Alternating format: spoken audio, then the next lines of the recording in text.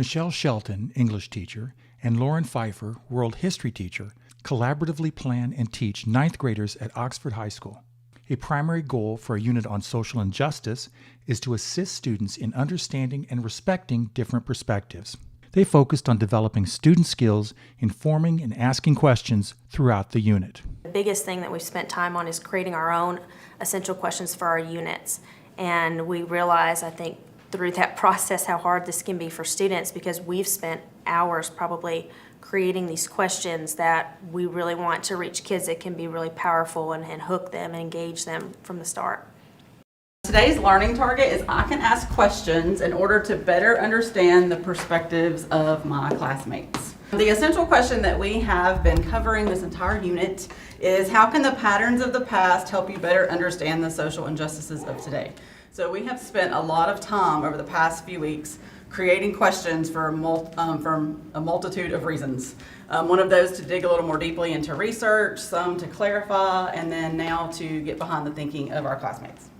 So having students to generate their own questions has followed right along with our purpose for Project 2025, because we're teaching them to ask questions, we're teaching them inquiry, and because we want them to be able to identify problems. We want them to be able to think beyond just what they know and to be curious. In Ms. PHIFER's class, students are developing questions they believe might come from individuals who oppose their position on selected issues. She hopes this will prepare the students to think more broadly about their topics.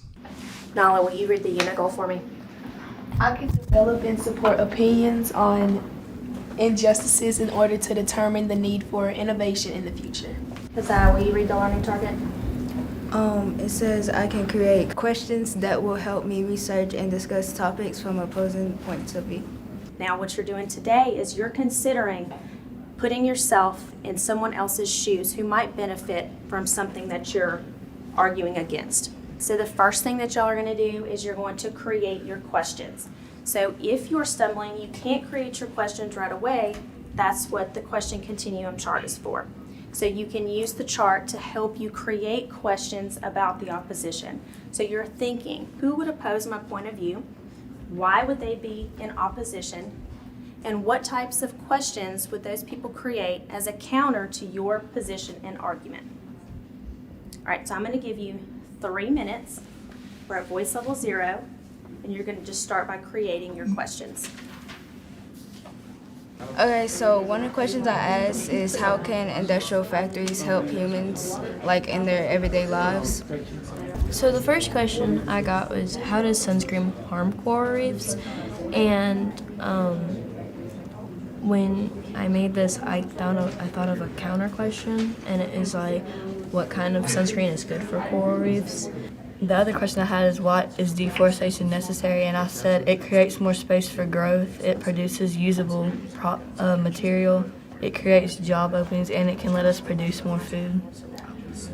I had a lot of the same questions, and then I had what made deforestation begin and become so dramatic. So what'd you write for your question? How does natural disasters affect poverty? Okay, so I feel like your question can relate to mine. Hold on. What you're going to do is you're going to share your questions, and you're going to be using Think Time 1 and 2 in order to respond and help each other take your questions to create like really good quality questions, right? So when we're doing this, you're going to use your card that y'all created, and on the right side it has your criteria for quality questions. Let's just review that. We've got, it intentionally is designed to spark curiosity or interest. So you're remembering your audience, right? Your peers of 14 to 18-year-old students.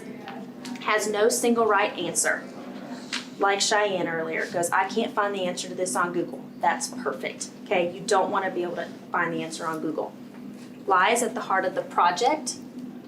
So it is about the project that you're working on, and is expressed in clear language that is understandable to all. So that's our 4 criteria that we want to meet. I think what has helped my kids do better at this process is giving them the time that they need. It's going to take time at first to change their mentality. They're used to teachers asking questions and knowing what the answer is going to be. And if you take the time to give them a chance to respond or even create their own questions that are going to have varied answers, then they're going to be able to learn from each other, they're going to learn from themselves, they're going to learn different points of view. They'll be able to take ownership of their learning, and I think they're just going to be more engaged.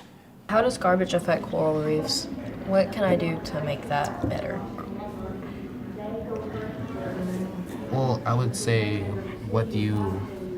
because like garbage is like a lot of things. Because like, what do you mean by specifically garbage? And I think through students creating their own questions and being able to use the inquiry process, that they've become more engaged.